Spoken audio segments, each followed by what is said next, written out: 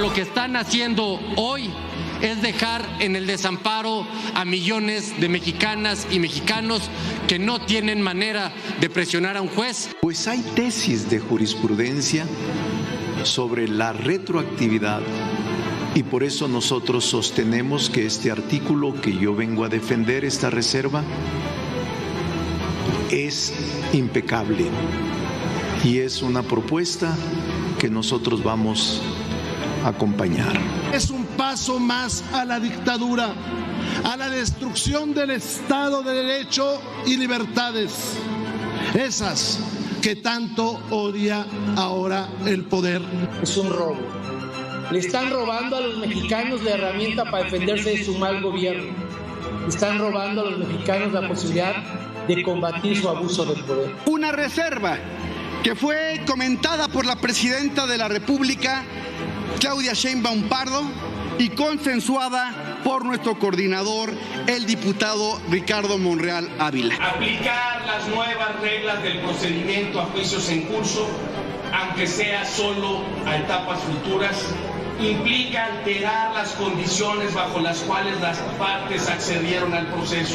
En otras palabras, es una forma encubierta de retroactividad. Esto es para que los autoritarios de Morena le puedan decir no puedes participar. Es decir, que te digan, Claudia Sheinbaum. No se puede legislar para tratar de amenazar, amedrentar o perseguir opositores, adversarios o incómodos al régimen. Beneficia a los políticos mañosos, incompetentes y corruptos que con sus actos violan los derechos de la gente. La Corte tendrá una prueba de fuego al momento de resolver.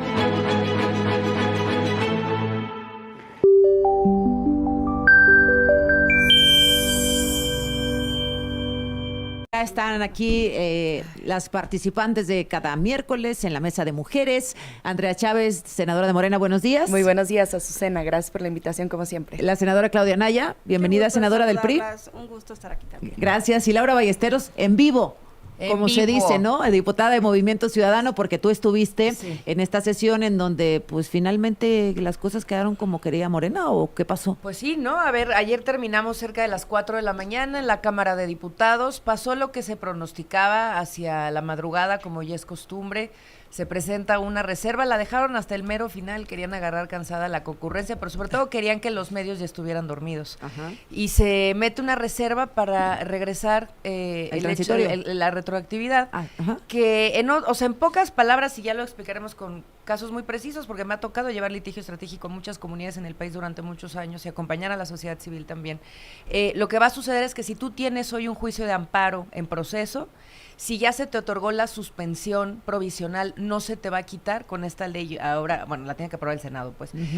Pero si estás esperando que se te dé tu sentencia definitiva, ahí entra la nueva ley. Entonces, ¿a qué hora presentó Hugo Eric esta reserva? Pues terminó siendo como a las 2 de la mañana. Fíjate. Y la tenían preparada desde las 8 de la noche, ya sabían que lo iban a hacer, pero se estaban esperando. ¿Qué sí es delicado de esto? De nuevo, si ya tienes un juicio de amparo en proceso y se te dio la suspensión, esa suspensión ya no se toca, pero si estás esperando tu sentencia definitiva de ese juicio de amparo, se te va a aplicar ahora la nueva ley y lo más delicado es qué juez del bienestar va a dar hoy una suspensión o un amparo con las reglas como están. A ver, porque desde días antes ya no los estaban otorgando. Va al Senado. Esto es lo que quería la presidenta, porque ya al final, bueno, la presidenta no quería el retroactivo y luego Adán Augusto sí, y luego que a Arturo Saldívar, etcétera.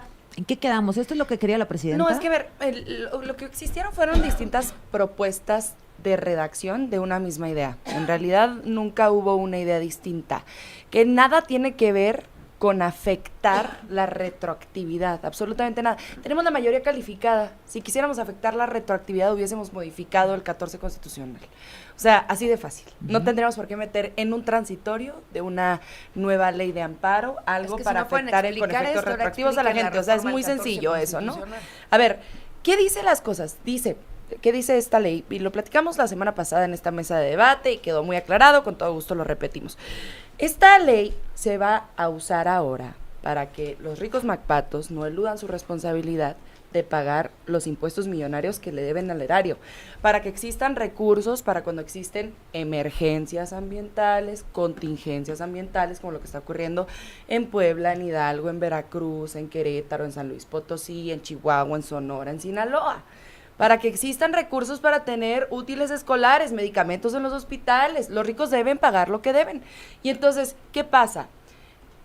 Efectivamente, como dice Laura, todas las diligencias que se hayan ya asentado previa a la aprobación de esta ley quedan como tal, y simplemente ahora, después de que lo aprobemos en el Senado de la República, porque lo habremos de aprobar, todo lo procedimental, lo adjetivo va a correr con los efectos que marca esta ley. Así de fácil. ¿Qué dices? Pero entonces no queda en lo todo adjetivo, igual. no en lo sustantivo, no estás restringiendo derechos. No queda todo igual porque cuando tú entras... No podemos llamarle hay restricción unas de reglas los del juego. derechos a que los Hay ricos reglas del paguen juego sus con las que aceptas impuestos. participar en una comunidad, Que gran paguen pacto sus social. impuestos. Eso es lo que a ti te dice la ley que va a suceder. Imagínate que te cambien las reglas del juego a la mitad del partido. Eso es lo que está sucediendo. Ahora, que los milmillonarios paguen. Hoy vamos a votar la ley de ingresos, de derechos, IEPS, etcétera, en la Cámara de Diputados, también a morir.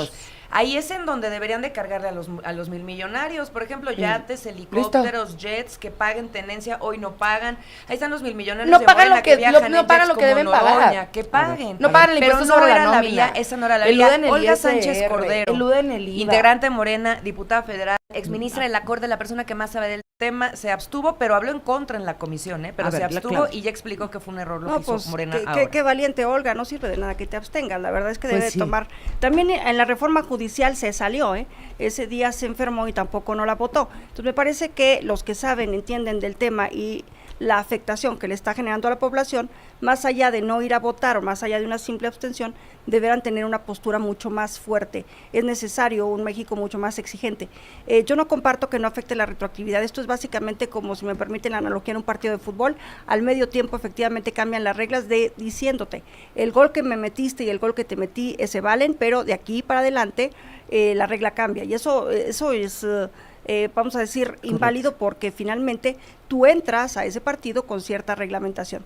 Esta no es únicamente una ley procesal, es una ley sustantiva, porque te va generando garantías en diferentes momentos. Entonces, el hecho de que te pongan en el transitorio, como esta es una ley procesal, no es una ley procesal solamente, tiene carácter híbrido. Entonces, al tener este carácter híbrido, sí te están modificando la regla del juego de una sustancia. Entonces, eso es a mí lo que me parece delicado. Claro. A ver, pero pongámoslo en un caso concreto para que la gente nos entienda, ¿no?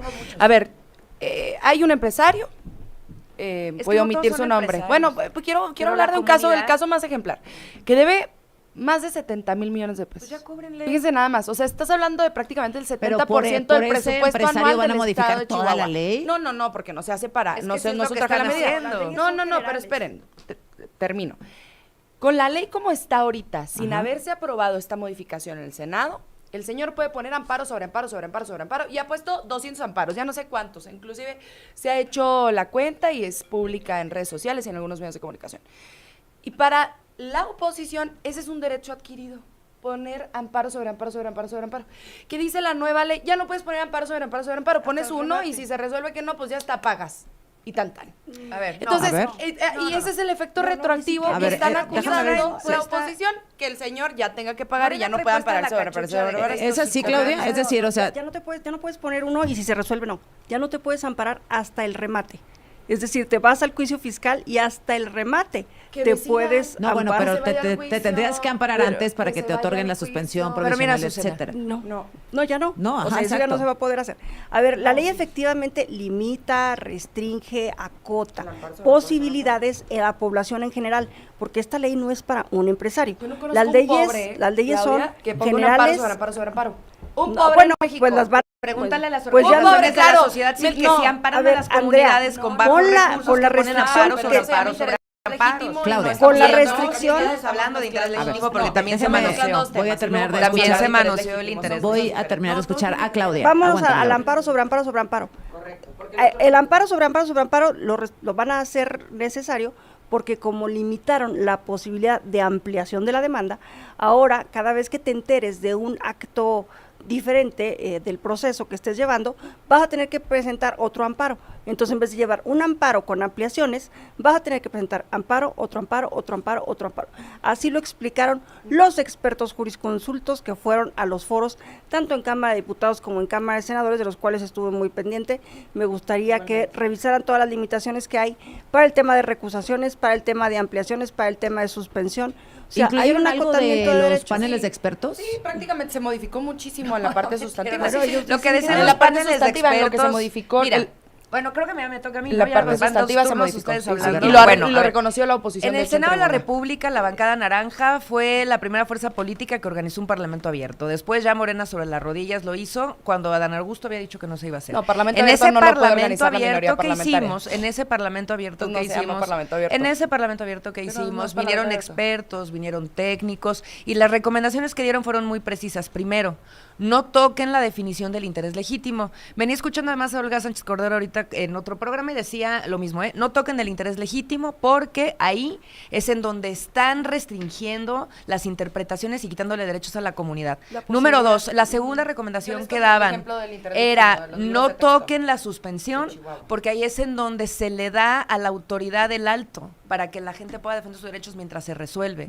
Y número 3, no pongan la retroactividad. Las tres cosas las hicieron mal. O sea, no hicieron caso a esto. Mira, no es una reforma judicial, ni siquiera es una reforma fiscal como lo están tratando de hacer ver. Que no nos engañen y no nos mientan. Es una reforma política que va dirigida a pegarle al corazón de la organización política de la sociedad civil mexicana para proteger derechos colectivos. No les perdonan a la comunidad y a la sociedad civil que les hayan frenado al Tren Maya con amparos, que les hayan frenado el AIFA con amparos, que les hayan frenado la militarización de la Constitución con amparos, con Peña y con López Obrador. No le perdonan tampoco a las morras que luchaban por el derecho a decidir de todas, que con un amparo inconstitucional, los derechos de la población LGTBI. Todo eso es lo que se había hecho durante el obradorato, eso es lo que no perdonan, por eso es un golpe a la organización política mexicana. Lo que no se perdona es que una organización de 10 personas a sueldo de quién sabe quién, por ejemplo, Mexicanos contra la Corrupción, que reciben recursos de Estados Unidos. Fíjate nada más, intromisión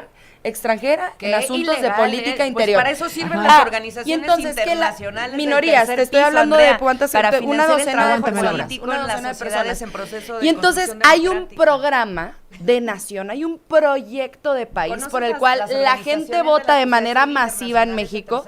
Tren Maya, AIFA, ¿qué amparo ha interpuesto Mexicanos contra la Corrupción, por ejemplo? Bueno, algunos son públicos, ¿no? Muchos son públicos, tendríamos que revisarlo, ¿no? Pero muchos los hicieron. Unos los hicieron a través del juez Fierro, que era el juez que maquilaba amparos a diestra y siniestra en contra de las obras de la 4T. Pero termino la idea. ¿Cómo es posible que una docena de personas que reciben recursos de otro país, de una nación extranjera, se entrometan en un proyecto de nación por el cual votaron millones de mexicanas y mexicanos e interrumpan el curso de las obras estratégicas? Cerramos, Claudia, este bloque contigo. Sí, claro, a ver, el tema es que las leyes son generales, abstractas e impersonales. Esto es decir, se le van a aplicar a toda la población en general. Si no les gustó lo que sucedió con un empresario en particular o con una organización en lo particular, se debieran de tomar otras acciones estratégicas, pero no modificar la ley que va a terminar por afectar a poblaciones generales. Incluso a propio grupo político, a ver, por eso el grupo político de Morena puede ser afectado, porque el poder no es para siempre, Andrea, y esta ley es un instrumento para que el ciudadano se defienda sobre los abusos de poder. Imaginen en algún tiempo que ustedes no tengan el poder, ¿cómo se van a defender un gobierno? Si están terminando con todo. El problema no son ellos. A ver, vamos a regresar después del corte. Vamos a cerrar este tema de la ley de amparo para entrarle al tema del Fonden, la presidenta Claudia Sheinbaum y en las zonas afectadas por las lluvias. Adelante, Laura. Sí, bueno, a ver, o sea, esta reforma le pega directo al corazón de la organización política de la gente en el país, a las comunidades, a las poblaciones desprotegidas, a las niñeces, a las juventudes, a la clase media. En promedio, ahora en la Benito Juárez, por ejemplo, estamos amparando a la población en contra de abusos del gobierno. Tenemos, por un lado, una población organizada para defender árboles urbanos en contra del desarrollo inmobiliario del cártel inmobiliario. Y entonces habíamos estado recibiendo suspensiones a favor para detener estas obras en muchos árboles urbanos en la demarcación, hasta antes de que los angelitos de Morena empezaran a hacer este manoseo del derecho de amparo. Hace 2 días nos acaban de negar uno de los árboles más importantes. No había sucedido en el último año. Claro que está teniendo repercusiones, incluso antes de que esta ley se apruebe. Ya nos negaron una sentencia que se nos había estado otorgando en otros árboles de la misma manera. Ahora lo que va a suceder entonces es que el depredador urbano va a poder construir y quitar un árbol centenario. Eso es lo que está sucediendo. ¿Y sabes cuáles son los argumentos, Azucena, que está dando el juez? Uno, que la autoridad involucrada a través de un boletín sí informó a la comunidad. Ningún boletín puede estar por encima de una comunicación oficial firmada por una autoridad. Y 2, que los vecinos sí se sentaron con el gobierno a hablar. Entonces, el diálogo con el gobierno va a estar condicionando tu derecho de amparo. Bien. Lo que otorgaba la suspensión, Azucena, era un espacio perfecto para diálogo y resolución de conflictos entre gobierno y comunidad. Claudia. Me parece que la figura del amparo va a quedar mucho más debilitada. Para mí la afectación general fue desde que le quitaron que cualquier suspensión sobre norma general ya no causa efectos generales, que es que este efecto protector que tenía de que si tú presentabas un amparo y demostrabas que generaba una afectación, lo sacaban, lo expulsaban de la normatividad y eso le daba una protección a todos. Eso realmente ayudaba a los más pobres, a las comunidades que a veces no tienen para pagar un abogado. Eso lo quitaron desde la reforma judicial, luego en la reforma de la reglamentación del artículo 107 y 105 de la Constitución y finalmente en esta ley de amparo. Entonces me parece que la figura persiste, no estamos diciendo que se acabó el amparo en este país, pero queda mucho más debilitado, es mi opinión, y pues esto nos dará la razón en el litigio.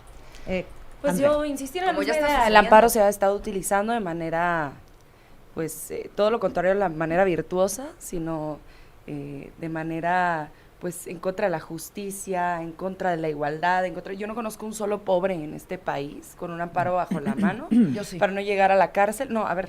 Yo sí, Andrea. El que hayan llegado una infinita minoría. De que sí conozco un puñado de empresarios que utilizan la figura del amparo para dilatar los procesos a través de los cuales les cobran los impuestos millonarios que deben al erario. No vamos a llegar a un acuerdo, nadie escucha a nadie, no hay manera de establecer un diálogo, un acuerdo, una negociación, no hay. Pues, no escucharon a los expertos. Se acabó, no hay manera. Esto dice la presidenta Claudia Sheinbaum en este momento. Sí, prácticamente es la misma propuesta que presentó aquí el ministro Saldívar.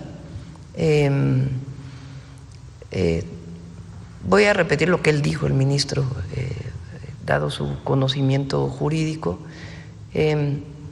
La Corte, la antigua Corte, tiene jurisprudencia en qué temas de procedimientos se aplican nuevas leyes y en qué temas no.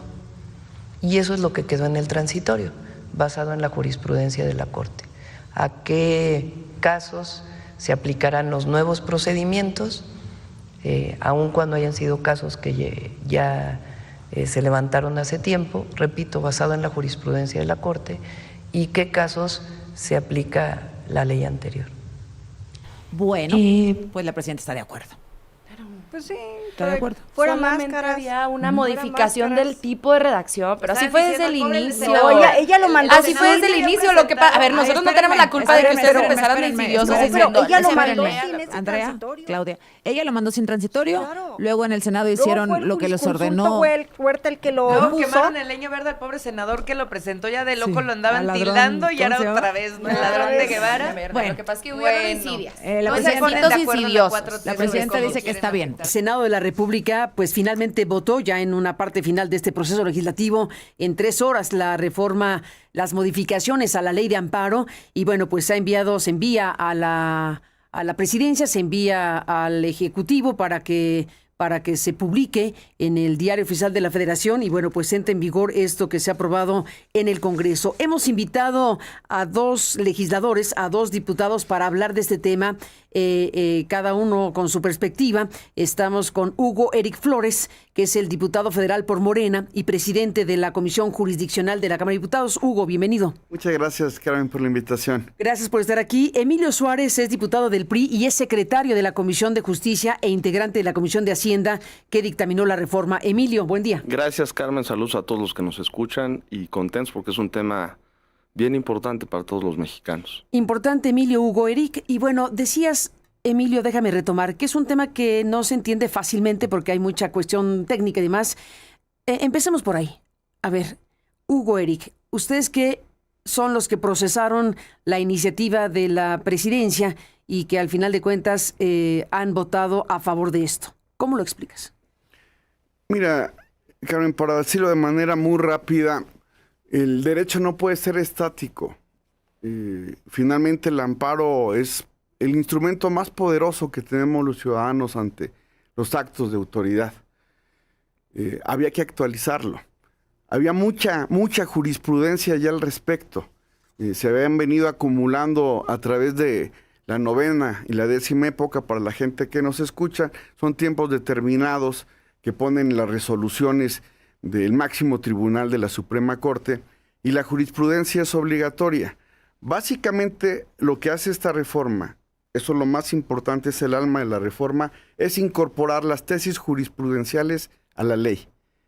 Hay muchos temas más importantes de actualización, de modernización, pero lo real es que se está poniendo muchas tesis jurisprudenciales ahora en la ley. Ya eran obligatorias, por cierto. A mí me parece que ponerlas en la ley de amparo significa darles fuerza, porque además abre la posibilidad de una nueva reinterpretación en el futuro de esta nueva época de la Suprema Corte de Justicia.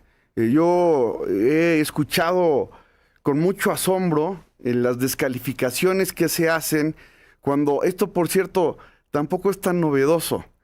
Pero es que hay dos pensamientos, hay dos maneras de pensar. Unos que creen que el derecho tiene que ser estático y la legislación también, y otros que entendemos que esto no puede ser estático y que era momento de actualizar y sistematizar muchos de los derechos que da la ley de amparo. Emilio Suárez, del PRI, ¿qué es lo que dices? A ver, yo creo que para la gente que nos escucha, porque normalmente el amparo se asocia a temas penales, es decir, oye, me quieren meter a la cárcel, me voy a amparar. Pero es mucho más complejo de eso, es mucho más cercano a la gente y desgraciadamente para todos es tan técnico que la gente no lo logra entender. ¿Quiénes están involucrados? Pues desde la gente que tiene un restaurante, que tiene una autorización, un permiso, una licencia, los indígenas, los ambientalistas, los doctores, los enfermos. O sea, en general, esta reforma implica y trastoca la vida de todos los mexicanos. Y desde nuestra perspectiva, hay dos temas que nos preocupan. Primero, el acceso a la justicia. Lo decía bien Hugo Eric. El amparo es el mecanismo que se ha construido en nuestra historia jurídica para defender al ciudadano, para defender los derechos humanos respecto a los abusos de autoridad. Y hay dos cosas que nos preocupan. Uno, que es parte del corazón del amparo, que tiene que ver con la suspensión. ¿La suspensión qué es? Es básicamente cuando una persona ve afectada su esfera jurídica, tiene la posibilidad en el amparo de que esa afectación no siga causando daños con el paso del tiempo. ¿Y qué sucede? Que normalmente el juez de amparo hace una evaluación si es permisible, dable para quien está sintiendo que está afectado en sus derechos, el que esos daños se mantengan, se suspendan hasta la resolución final para saber si alguien está siendo sujeto de abuso de autoridad. Esos son los temas que están en juego, esos temas son los que nos preocupan. En el caso de la suspensión se ponen requisitos y estándares mucho más complicados que ponen a los jueces pues, en un problema para decidir si la colectividad está por encima de los intereses o las afectaciones que tiene una persona. El otro tema que nosotros hemos señalado y que además es público es el tema del interés legítimo. Y el interés legítimo, hay una evolución en el derecho de amparo que tiene que ver básicamente, transita del interés jurídico, que es básicamente el interés jurídico afectaba solamente a la persona que promovía el amparo. Y el interés legítimo, que además fue reconocido por la propia izquierda cuando se reforma la ley de amparo a una propuesta específicamente del PRI. El hoy encargado de la reforma electoral, Pablo Gómez, dice, oye, el interés legítimo es una lucha que ha ganado la sociedad civil y es básicamente la posibilidad de hacer planteamientos a la justicia para que, independientemente de quién esté promoviendo el amparo, exista un beneficio. Los temas más claros son temas ambientales, ¿no? Temas del agua, temas de comunidades indígenas, y eso es lo que nosotros también creemos que se está trastocando con esta reforma. Hoy en la mañana me amanecí con algún rechazo del Consejo Coordinador Empresarial hay una perspectiva desde el mundo del derecho, desde el mundo de la persona, que yo le había dicho, pero hay otra perspectiva que no debería pasar desapercibida, y es básicamente la confianza y la certeza que tienen los mexicanos, el sector empresarial, el sector productivo, en el sistema jurídico mexicano. Nosotros hemos sostenido desde hace tiempo que el país hoy, el mundo no necesariamente lo está viendo con buenos ojos, el mundo de los inversionistas, porque además... Sí, el Consejo Coordinador lo considera regresivo. O sea, a ver, las MIPYMES, que es básicamente aportan el 70% del Producto Interno Bruto, están metidas en esta reforma. Cuando hay una revisión de lo que está creciendo México en el mundo, no me estoy saliendo del tema porque es muy importante.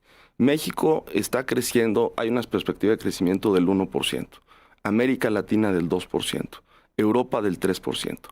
¿Cómo es posible que México, siendo vecino de Estados Unidos, siendo el país que más estamos abiertos al comercio, solo estemos creciendo, tengamos la perspectiva de crecimiento del 1%?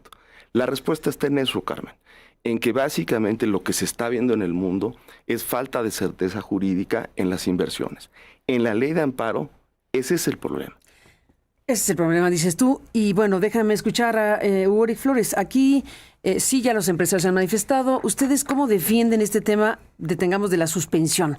Hay muchas preocupaciones, hemos oído a varias voces aquí. El magistrado en retiro, Juan Pablo Gómez Fierro, estuvo aquí ayer y decía, el tema es la suspensión. Claro, también la retroactividad, de la que hablaremos aquí. Pero a ver, ¿cómo explican y justifican las modificaciones en materia de suspensión? Mira, es bien importante el tema, porque nuestra perspectiva es que ha habido un abuso, Carmen, de las suspensiones. Pagan, pero aquí el tema es, no se desconoce eso. Usos y abusos del amparo, pero aquí el punto, Hugo Eric, es que pagan justos por pecadores. Mira, yo no lo creo. ¿O cómo? Al contrario, mira, ¿sabes qué? ¿Esto tiene dedicatoria, Salinas? No, yo no lo veo así. ¿No lo ves así? Yo no lo veo a eso así. Suena. No, yo no lo veo así. Mira, fíjate, ¿qué tan grandes han sido los abusos que ahora era más importante obtener una suspensión provisional o definitiva para interrumpir el acto de autoridad que ganar el amparo? Muchas gentes pensaban que habían ganado un juicio de amparo porque tenían una suspensión, ya sea provisional o definitiva. Y te pongo un ejemplo muy sencillito. Pero bueno, eso es una percepción equivocada. Es una percepción, pero te pongo un ejemplo muy sencillito. Mira, la gente iba a buscar suspensiones nada más por buscarlas y se dio una gran carga de trabajo a todos nuestros tribunales. Los amparos se volvieron machotes. Cuando uno comete una infracción, voy a poner este ejemplo, de tránsito y va tomado y te agarra el alcoholímetro, cuando llegas al torito, hay ahí gente esperándote para venderte un amparo y puedas no quedarte la noche en el torito y entonces sales porque tienes una suspensión. La gente cree que ganó un amparo, no ganó una suspensión para después... Si no ganas, regresas al torito. Sí, bueno, pero es que se daban ya de manera automática. Fíjate hasta dónde llegó la corrupción del sistema, que esos machotes se convirtieron en que salías de manera automática y regresabas cuando quisieras para purgar tu falta administrativa solamente en el día. Ya no estando, bueno, pues entonces ¿en dónde está el castigo, la pena? Pues no existió, es solamente una noche lo que te tienes que quedar. A ese nivel, imagínate en una cosa tan pequeña, se estuvieron obteniendo suspensiones y suspensiones por todos los temas. Ese es el tema. Ahora, ¿qué es la propuesta de la reforma? La propuesta de la reforma es poner un test. Es decir, qué sí se puede otorgar y qué no se puede otorgar.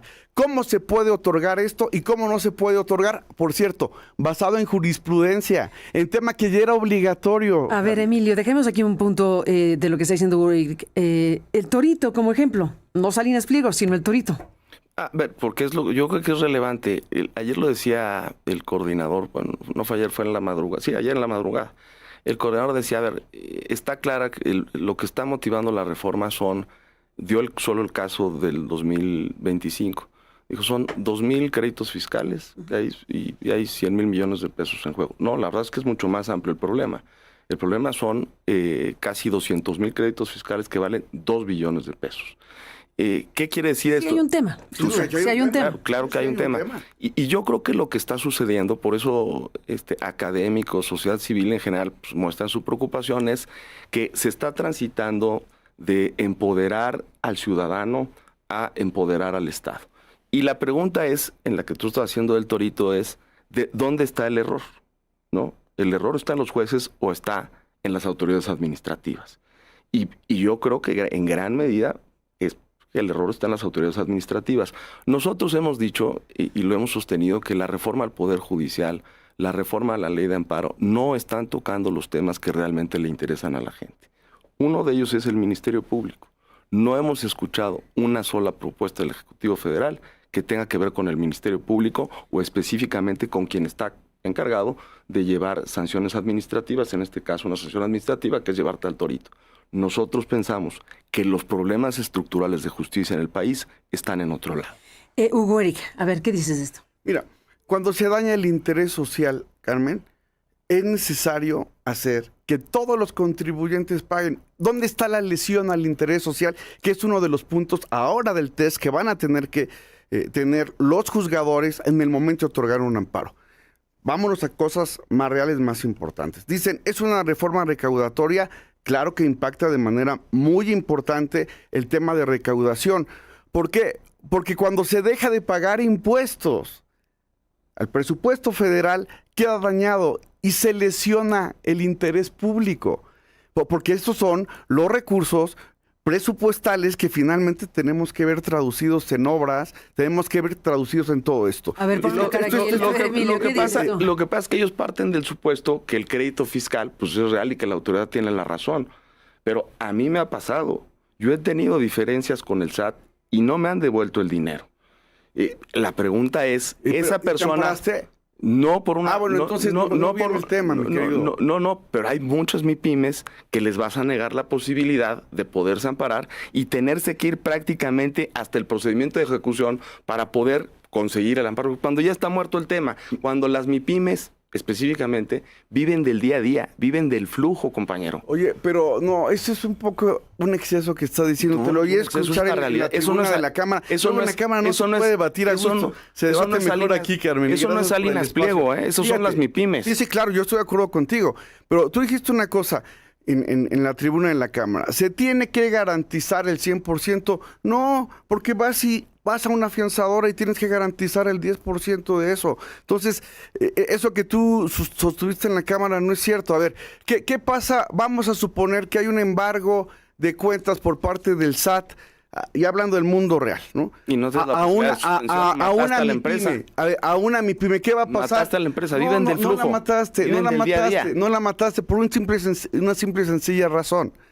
Que ante el congelamiento de cuentas tienes otras posibilidades. Que es inconstitucional, y si tú demuestras perfectamente que te va a hacer daño a tus finanzas, que es inconstitucional. Se va a poder otorgar la suspensión. Se ha venido construyendo una mentira y un falso debate, Carmen, de que no se va a poder amparar a la gente. Claro que se va. Eso es un discurso político. Quiero que me demuestren en el texto de la reforma dónde dice eso que han venido sosteniendo, que se va a dañar, que no va a haber suspensiones. Yo quiero que me enseñen dónde dice eso. Lo que estamos diciendo es que ahora los jueces, atendiendo lo que ya eran criterios jurisprudenciales, van a tener que hacer una revisión de cada uno de los puntos y van a tener que demostrar que no se está dañando el orden público o el interés social. El amparo fiscal, te hago una pregunta.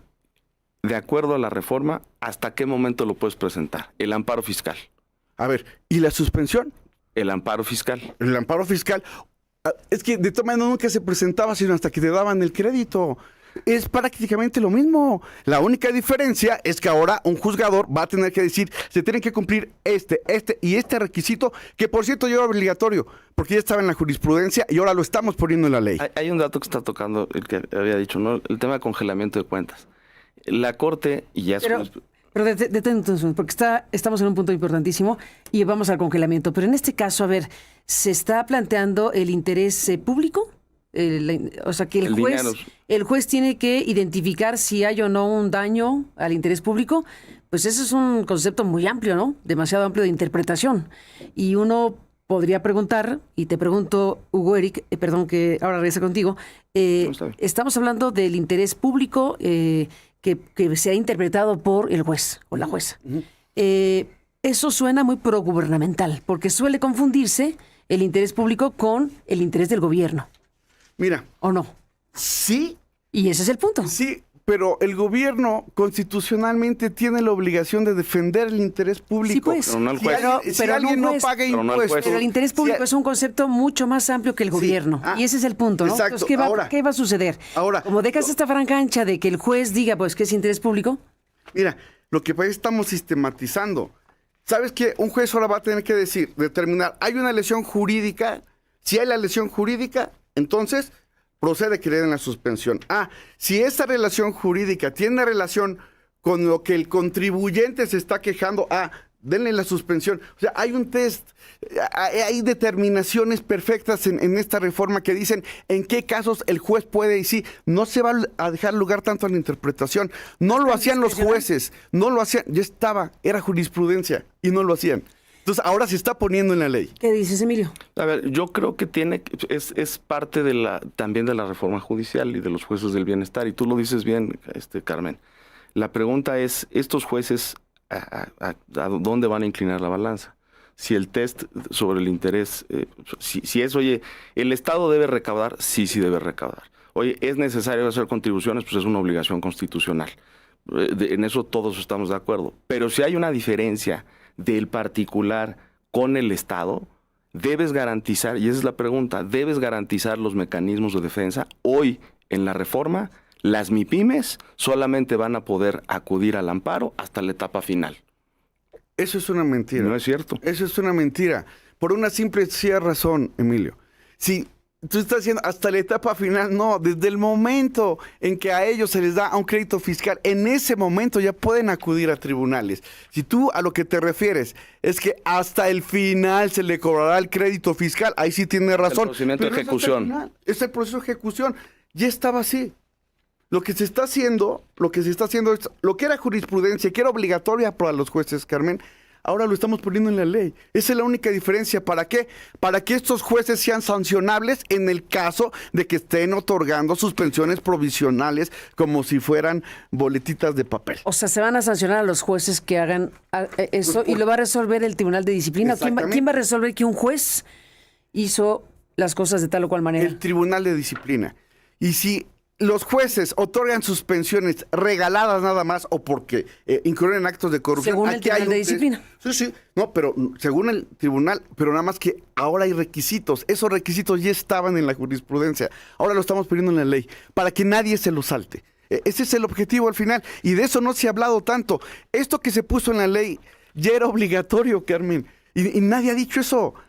Yo creo que nos ha hecho falta a nosotros defender más el punto. Ya era obligatorio de acuerdo al 217 de la ley de amparo, pero los jueces no lo estaban aplicando. A ver, Emilio Suárez, ¿qué dices al respecto del punto? Porque aquí se está planteando que se coloca al juez para determinar el interés social y el orden público. Sí, pero son los dos conceptos, ¿no? Sí. A ver, ya nos cuentas ahora cuáles son los específicos puntos, pero aquí están dos conceptos, interés social y orden público, que deben ser considerados por los jueces para dar o no suspensión. A ver, es parte de lo que nosotros hemos señalado. Y además también lo explicó muy bien la ministra Olga Sánchez Cordero en sus intervenciones. Es una definición que queda abierta y que al final quien pierde es el ciudadano. O sea, dice que hay puntos específicos, que no queda abierta. No, en la redacción de la legislación queda abierto. No. Dice que no. Existe, sí. A ver, ¿sí o no? Los requisitos son que existe una lesión jurídica, que hay una relación de causa-efecto entre el acto reclamado y la lesión jurídica y que la potencial anulación del acto reclamado produzca un beneficio verídico y evidente a la persona quejosa. Eso es lo que dice la reforma. Para que un juez pueda otorgar una suspensión. Sí. Y que cause un daño significativo a la colectividad o beneficios ordinarios a la sociedad. Sí, ahí está el test. Un juez va a poder otorgar una suspensión o inclusive después un amparo si cumple con esto. ¿Tú crees en realidad que los jueces del bienestar hacia dónde van a inclinar la balanza? A ver, estamos hablando otra vez, son consideraciones políticas. Ustedes nos dicen, adivinen qué va a pasar y además porque sus jueces son muy chafas, lo que quieran. Estaba peor. Había un sistema de corrupción perfectamente arraigado en el Poder Judicial y a pesar de que esto que estamos mencionando ya era jurisprudencia, no cumplían con ello. Ahorita todo el mundo está asustado, Carmen, pero porque todo el mundo ya sacó la bolita mágica. Aquí está el test y ahora está en la ley. Si los jueces no cumplen con este test, pues simple y sencillamente van a poder ser sancionables porque no cumplieron con lo que la ley dice. ¿Qué le pasa a un juez si no cumple ese test que tú dices? Bueno, aquí ya va a venir lo bueno. Vamos a ver qué va a pasar con el tribunal de disciplina vamos judicial. A ver qué va a pasar con ese tribunal. Sí, vamos a ver qué va a pasar, pero estamos en una etapa de la formación de una nueva institución que tendrá que hacer sancionable esto. Los legisladores es la próxima etapa.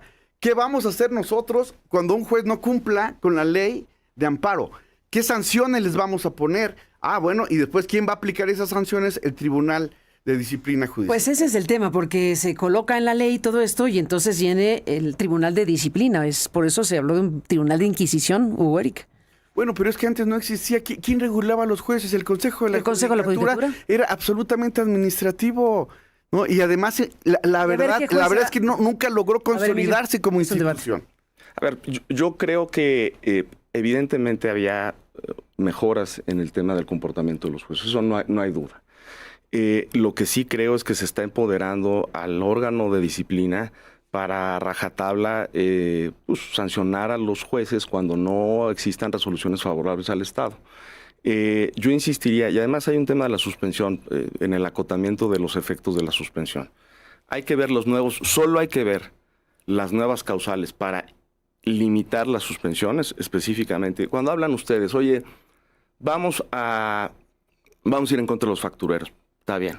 Vamos a ir en contra de la delincuencia organizada. Está bien. No es todo el universo. Hay otro supuesto. El supuesto de las concesiones, permisos, autorizaciones. Uh-huh. Ibas a contar. La pregunta es, ¿a quién está dirigida la reforma de la ley de amparo? Yo creo que es una reforma que tiene destinatarios y que son los grandes capitales de este país. Pero están dejando de ver... Los grandes contribuyentes. ¿Y está mal? No. ¿Está mal que se le cobre impuestos a los grandes contribuyentes? No, el problema es que tú veas, porque no, en el caso de las concesiones no son Está bien. Y yo creo que esas van a pasar el test, ¿eh? Sí. Si tú me dices, si yo fuera juez, voy a decir, híjole, hay una lesión a mi interés, sí, pum, paloma, ya, pasaste.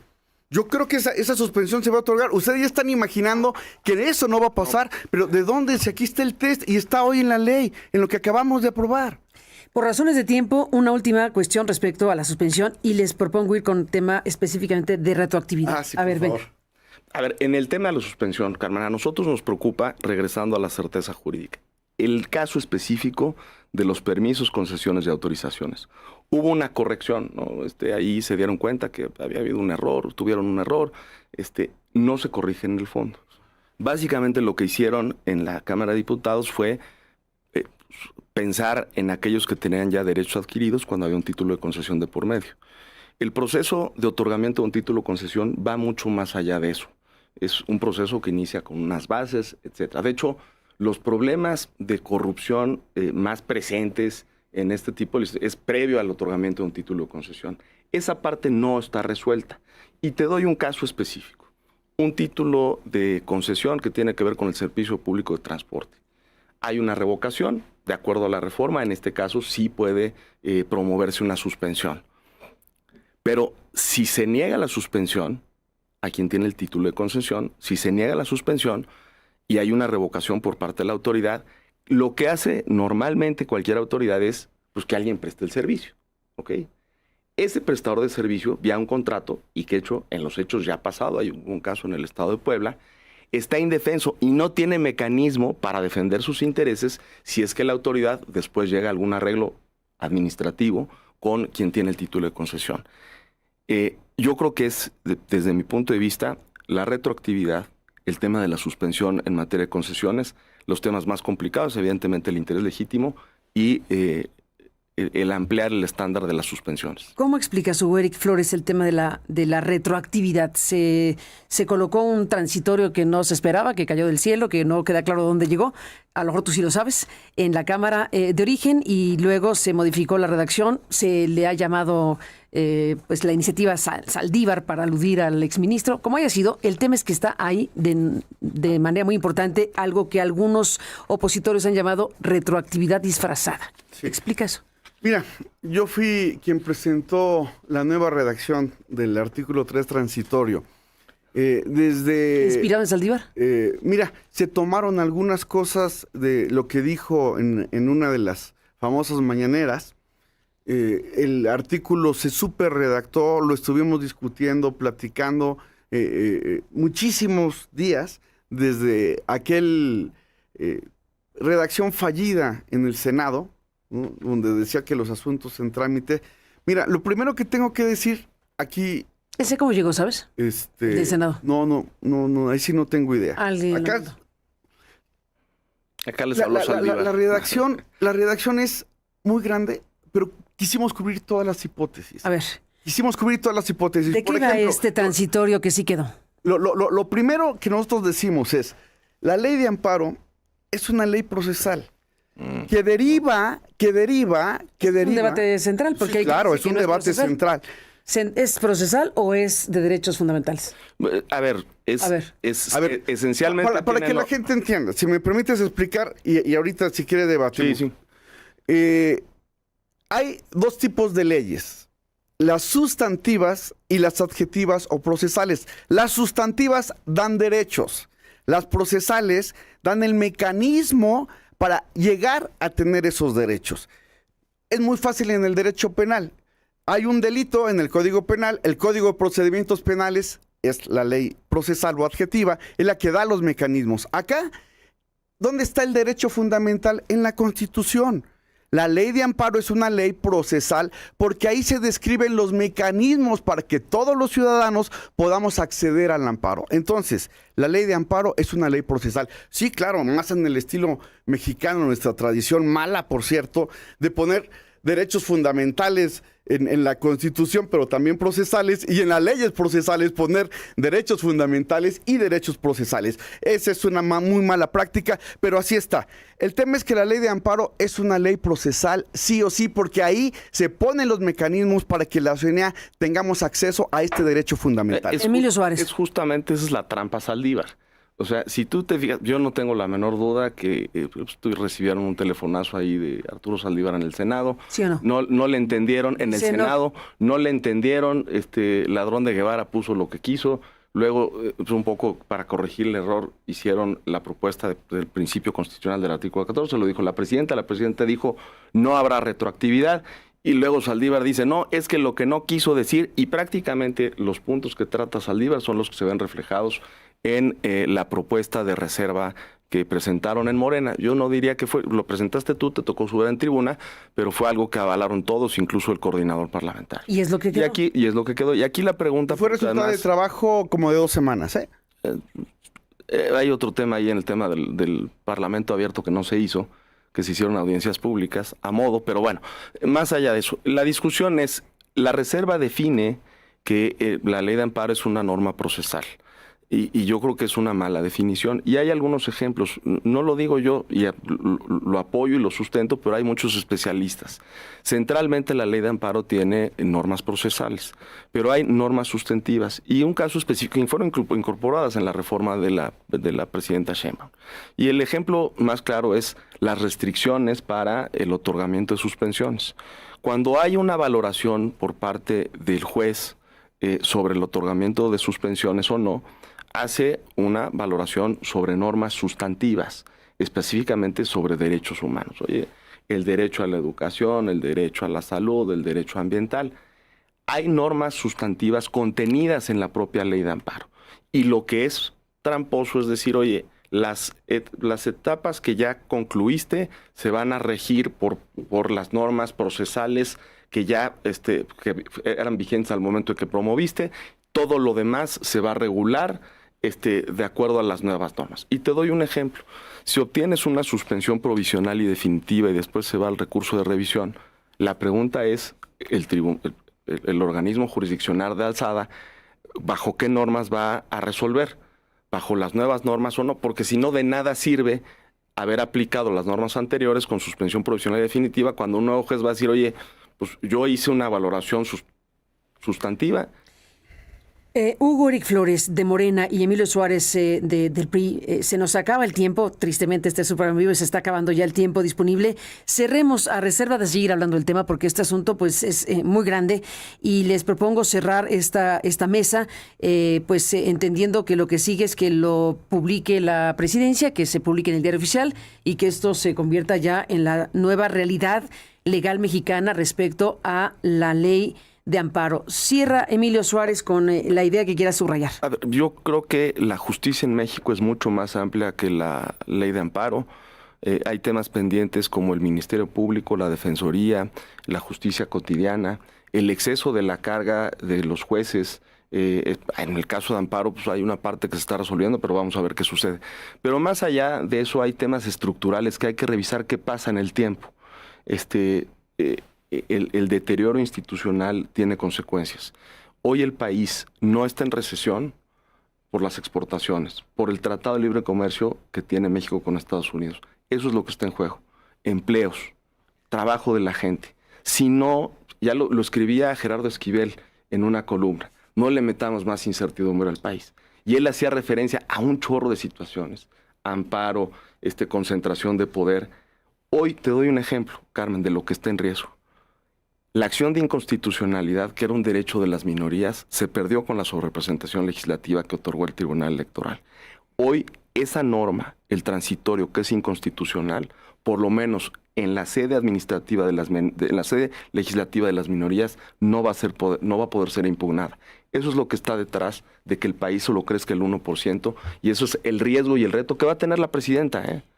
Hugo Eric Flores, ¿con qué cierras esta mesa? Con el tema de retroactividad y retroactividad. Yo no pude poner un ejemplo en la tribuna en la Cámara porque no me dio tiempo y aquí también me volvió a ganar el tiempo. Para decirle a la gente, no hay retroactividad. Todo lo que fue en el pasado hay derechos adquiridos y no se pueden tocar. Todos los actos futuros son con la nueva ley. Y voy a poner un ejemplo muy sencillito. Vamos a suponer que esto es un partido de fútbol, Carmen. Y hay un reglamento que dice, pueden jugar de todas las edades. Y entonces hay un partido de fútbol y a medio tiempo dicen, vamos a cambiar la ley y ahora solamente mayores de edad.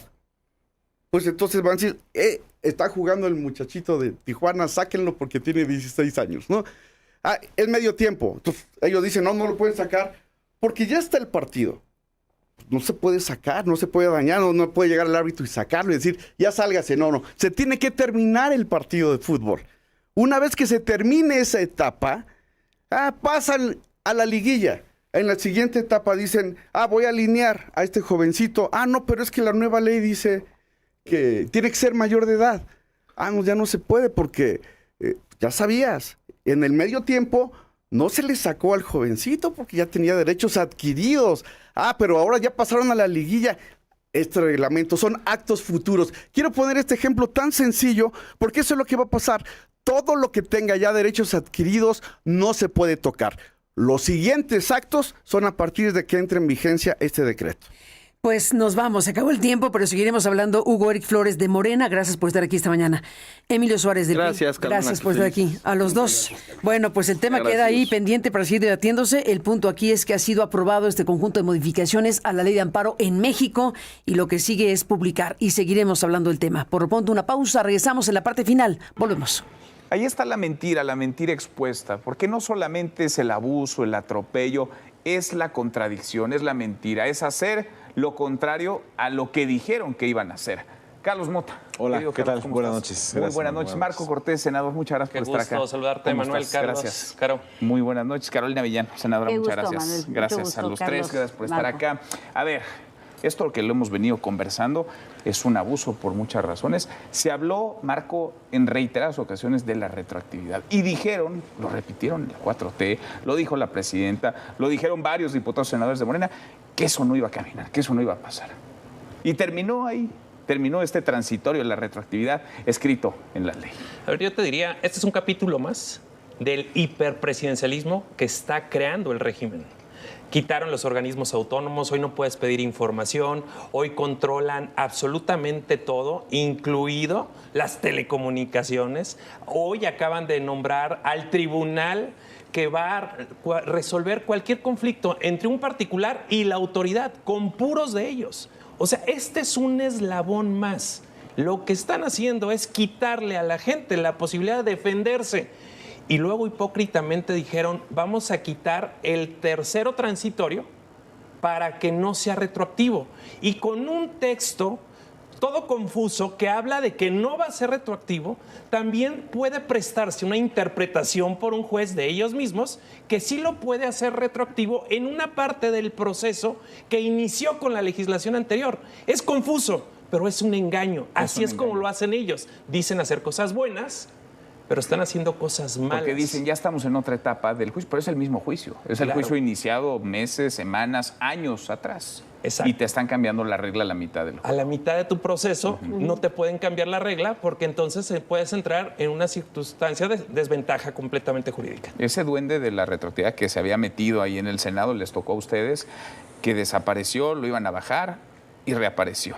¿Cómo ves las cosas? Es un doble discurso de la presidenta, porque la presidenta dijo, ese artículo no estaba, no hay que ir en contra de la Constitución. Y es el mismo artículo. ¿Qué pasa ahora? Dicen, lo que está en un proceso es una unidad, un juicio es una unidad, no son pedacitos, donde dices este pedacito con esta ley y este pedacito con esta otra ley. No, es una unidad completa. Entonces ellos dicen, lo que se actuó sí es con la ley anterior, pues es obvio que es con la ley anterior, pero lo que sigue de hoy hacia adelante es con la nueva ley, con las nuevas reformas. Con nuestra ley, ¿no? Eso es absolutamente inconstitucional, absolutamente violatorio de todos los derechos y no da certeza jurídica. Ahuyenta la inversión, absolutamente. Y sí es retroactivo. Lo que pasa es que dicen, lo hicimos porque nos basamos en una jurisprudencia de la Corte anterior. Esa Corte que era mala para ellos, que no la querían, que la echaron, porque decían que no servía, que servía solamente a los ricos. Esa jurisprudencia no es cierto, hay varias jurisprudencias, pero además de eso, el interés legítimo, por ejemplo, pues ellos no pueden ponerle un concepto, esa tiene que ser una valoración de cada caso concreto del juez. Eso restringe el acceso a la justicia por donde le veas. Entonces la presidenta mintió absolutamente, pero el fin es muy claro. ¿Por qué quieren? Tú dirás, ¿y por qué quieren hacerlo retroactivo? Mira, van a afectar no solamente los asuntos fiscales, van a afectar lo penal, lo administrativo, todo van a afectar.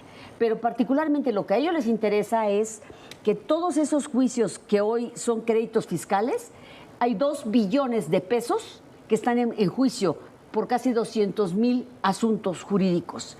Entonces ellos quieren quedarse con ese dinero porque quebraron al Estado mexicano. Ahora estábamos viendo un caso de Samsung, por ejemplo, que analiza irse de plano del país, porque les están cobrando un exceso, les están cobrando una arbitrariedad. Decías, Marco, esto es parte, digamos, de un todo, de un rompecabezas, es desaparecer los órganos autónomos, es tripular al Poder Judicial, es quitarte este escudo que tenemos o que teníamos como ciudadanos del amparo para protegernos de los abusos, de los excesos de la autoridad. Es ahora también meterte, revisarte en tiempo real, qué estás comprando, cuánto estás gastando, con qué estás pagando.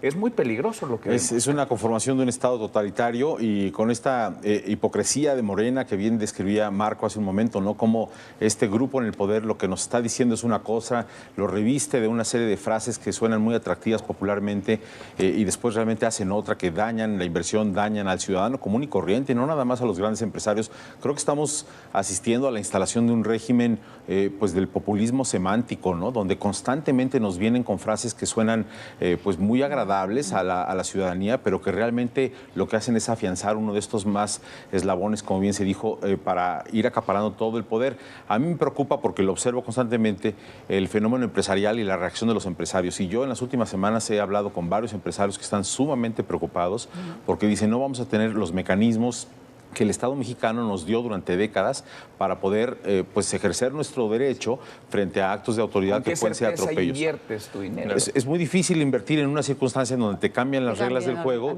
y además deja tú eso, no te vas a poder defender en el futuro porque pues si la autoridad quiere te va a congelar las cuentas, no te va a permitir... Sin derecho a suspensión del acto reclamado. Exactamente. Que eso es lo más grave. Es gravísimo porque no vas a poder seguir funcionando mientras se demuestra quién tiene la razón, sino que simplemente prácticamente se da como cosa juzgada, como si lo fuera. Ya te fuiste a la quiebra en lo que se resuelve. Y año y medio después dicen, a lo mejor no tuviste la culpa, pero tu empresa ya no existe. O sea, te atropellan, te pasan por encima y... Y no solo la autoridad federal.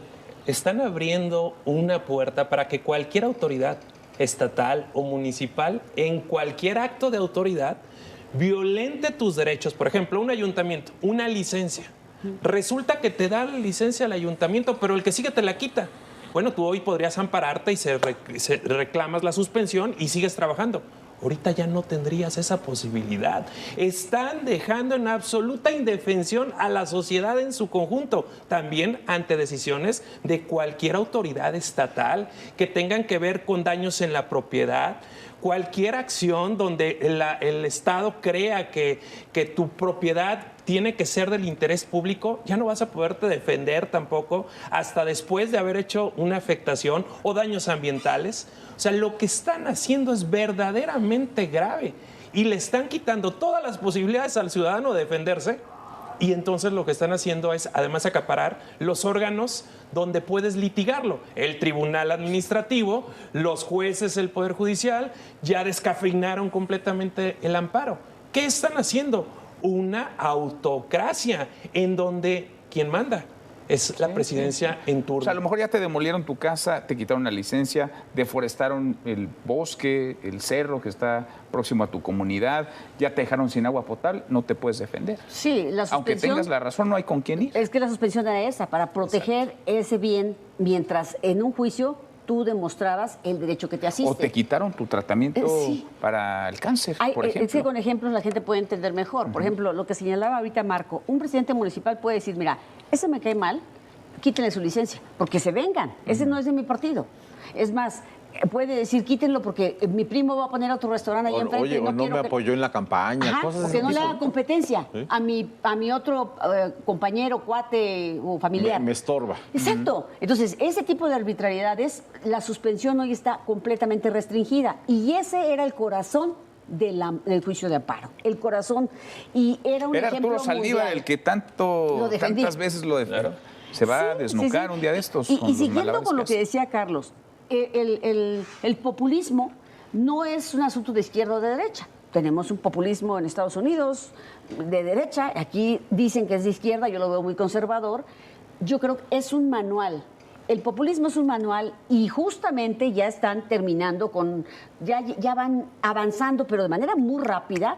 Por eso decían, plan C, necesitamos tener a todos los legisladores, haya sido como haya sido, los compremos, los amenacemos, les hacemos una averiguación previa, una investigación más bien, para que lo cerquemos y se venga con nosotros. Es más, lo perdonamos, como este cuate del Fonden, que fue lo acusan de corrupto, pero lo tienen ahí con ellos. Pero mientras estés con ellos, te protegen. Entonces, ¿qué querían?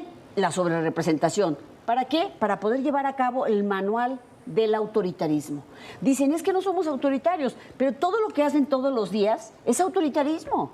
Esto es autoritarismo. Oye, la inversión está caída en el país de manera significativa desde hace un tramo y yo creo que esta señal es realmente ominosa para que ese indicador tan importante para el crecimiento del PIB se recupere. Eso no va a pasar. No, yo hablaba la semana pasada con el presidente del Foro Económico Mundial y decía, ¿cómo es posible que México, siendo vecino, socio estratégico de Estados Unidos, no pueda crecer al mismo vigor con el que está creciendo nuestro principal socio comercial, que es totalmente resiliente? Se dijo desde el año antepasado que iba a haber una recesión, no la hubo. Hay trimestres que está creciendo más de 3% y México aquí apenas está rascándole a ver si puede llegar al 1%, de acuerdo a lo que dijo el Fondo Monetario Internacional ayer. Con esto, olvidémonos de que eso será posible. Y luego la Secretaría de Hacienda, que está con estos pronósticos de rango muy alegre para el próximo año, claro, tiene que cumplir con el déficit para que no le bajen la calificación a la deuda soberana de México, y el resultado es que, buscando arañar de donde sea recursos fiscales, van con estrategias de gran daño y profundo a la sociedad. La primera reacción que tuvimos hoy en la tarde fue de la Coparmex, y yo creo que los empresarios también se han tardado porque debieron decir semanas atrás en todos los foros, en todos los espacios, y cuando van al Palacio Nacional, reclamar que esto no es posible bajo ninguna Porque circunstancia. ahí están para la foto, muchos, no muchas todos. veces. Ese es el problema. Están para y el problema es que hay mucho miedo porque hay mucho hostigamiento.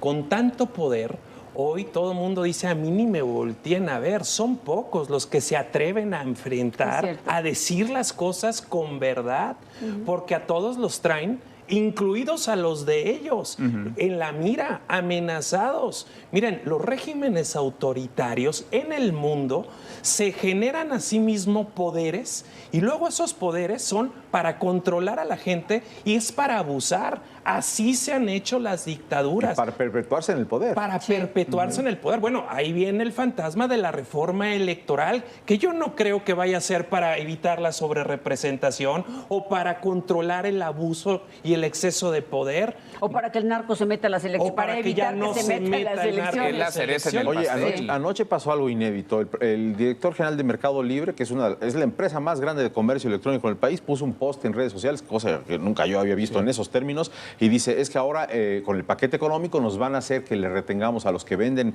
a través de la plataforma entre el 4% del ISR, 8% del IVA, y con eso a todas las pymes que venden a través de... les quitas toda la liquidez, toda la rentabilidad, los vas a quebrar y se van a ir al comercio informal. Y súmale que eso también se traslada al consumidor.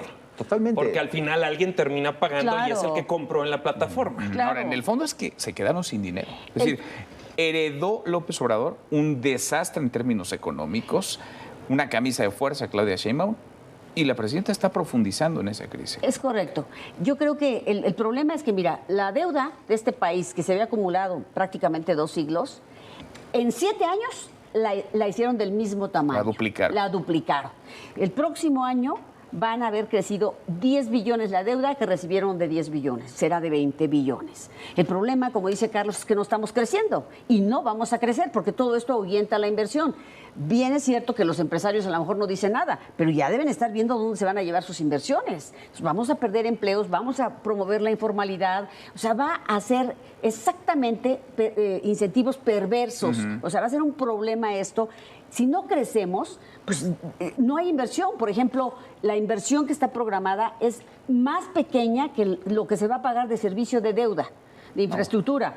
Este tema del Fonden nos demuestra claramente la ineficiencia y la corrupción enorme, y todo lo han hecho en aras de decir, vamos a ahorrar la austeridad, la corrupción. No, lo que Andrés quería era quedarse con todos los fideicomisos para gastarlos de manera discrecional. Pero además ese es el contraste, porque vemos las finanzas públicas comprometidas con políticos encumbrados por la 4T cada vez más ricos, dándose vidas de millonarios, gastando juegan constantemente a esta idea popular, lo que decíamos al principio, de esto es para bien del pueblo, para repartir más los programas sociales que van a llegar a $1 billón de pesos y con una recaudación fiscal que está pues apuntándole prácticamente a todo el mundo. Yo sí creo que este no es un tema nada más contra los grandes empresarios, realmente le va a afectar a todo el mundo. Sobre todo los pequeños empresarios. Como en 20 estados del país salieron los agricultores a decir ya no nos alcanza, los insumos han subido de precio, nos están extorsionando, el diésel carísimo, ya no hay manera, lo que están vendiendo el maíz, el limón, el aguacate, el jitomate, hay imágenes donde están tirando el producto porque no tiene precio, porque no pueden competir. Cuando tú compites con países que están subsidiando, como es el caso de los Estados Unidos, que subsidia el maíz y que además nos está enviando maíz transgénico. Y aquí lo prohibieron y estamos compitiendo con el maíz normal. Está bien, pero entonces les estamos comprando más a ellos. Y hoy México es el primer importador de maíz en el mundo. México, nuestro país que consume y que produce tanto maíz, pero que además los productores hoy están exigiendo apoyo que les quitaron. Morena te da con una mano, pero te quita más con la otra. Les quitan el seguro popular, les quitan las estancias infantiles, pero no nada les más, quitan no todos nada más los te apoyos quitan, al campo. se lo llevan. Porque estamos viendo, esta enorme red de huachicol fiscal, el robo más grande en la ¿Dónde historia. están esos 600,000 millones? En nuestro país estamos viendo que Andy López Beltrán es millonario, estamos viendo cómo se financia no solamente las granjas de bots, sino también a los propagandistas que se disfrazan de periodistas en la mañanera. Hemos visto a Adán Augusto López que tampoco termina de explicar qué demonios sabe o no sabe. Ya ni siquiera quieren decir la cifra que dijiste ahorita de 600,000 millones de pesos, ahora como que la quieren borrar, la quieren ocultar. No quieren decir cuánto es. Probablemente sea más. Es muy fácil sacarlo. Sí. A ver, ¿cuánto necesitas de gasolina? ¿Cuánto consumes? ¿Cuánto estás comprando y cuánto produces? Simplemente. Además, los datos son no los necesitas oficiales. hacer más cosa que esa. O sea, y además, ¿cuántos impuestos estás cobrando? La corrupción en las aduanas. O sea, aguas con eso, porque la ley de aduanas que se acaba de aprobar, lo único que va a fomentar es otro huachicol fiscal. Más porque corrupción, cuando haces más difícil la entrada, la exportación legal, lo único que haces es aventar a los exportadores a las manos de los funcionarios corruptos. Hoy también, Fuerzas Armadas corruptas. Los estás aventando ahí, lo que van a hacer es una gran élite de funcionarios marinos y empresarios coludidos, metiendo productos a nuestro país, afectando el erario público, pero también la competencia a los que están produciendo aquí en México, una competencia desleal gravísima que también va a pegar fuerte en todo el sector productivo. No, yo creo que el símil que hacían hace un momento, ¿no? De que se reparten estos con la cuchara grande, realmente sí, sacan de todos lados, apuntándole a los empresarios que legal y legítimamente hacen sus negocios, reparten un poco a la base electoral para tenerla leal. Tranquila, y ajá. lo demás se lo están quedando ellos. No, sí. Pues hasta pero las casas, los así viajes. como van, hasta los programas sociales corren peligro. Por supuesto. Porque se están quedando sin dinero. Esa es la realidad. En fin, y lo que nos falta. Lo que nos falta por ver. La capacidad Lo que de nos asombro falta. ya no tiene límites. No, ya no, porque Cuando además pensamos que ya pasó todo, vienen por más. Viene el nuevo escándalo, el nuevo exceso. El cóctel que está configurado en el paquete económico tiene descontentos a muchísimos empresarios, ¿no? Yo creo que es un problemón para la Secretaría de Hacienda y yo creo que además en contraposición de la Secretaría de Economía, que se supone que tiene que promover la inversión y que este es un país amigable para ella, pero en el paquete económico hay una serie de cosas que dices, no y puede a la ser. mitad de la negociación del tratado comercial. Y yo me niego México-Estados a que Unidos. la primera mujer que Qué llega a cóctel. la presidencia venga a cumplir una función de tapadera. Me niego absolutamente. Creo que su función debería ser histórica. Ojalá. Ojalá. Ojalá Carolina, que lo hagan. gracias, muchas gracias. Gracias, Marco. Un gusto estar con ustedes. Carlos. Gracias, buenas noches. Muchas gracias, hasta mañana. Pásala muy bien.